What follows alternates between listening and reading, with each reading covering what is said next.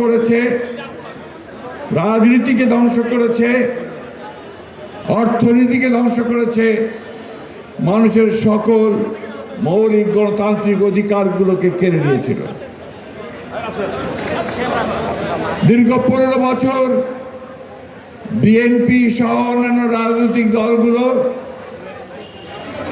গণতান্ত্রিক অধিকারের জন্য সংগ্রাম করেছে, লড়াই করেছে। 24 জুলাইয়ে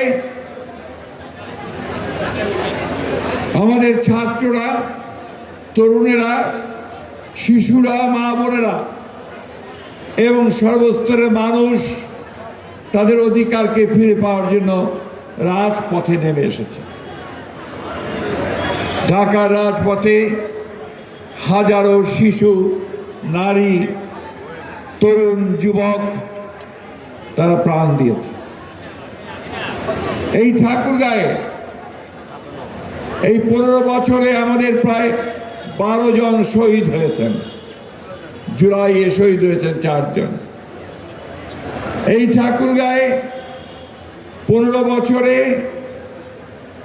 আওয়ামী ফ্যাসিস্টরা প্রায় 75টি মামলা দায়ের করে 7,500 গণতান্ত্রিক কর্মীর ওপরে মিথ্যা মামলা দিয়েছে।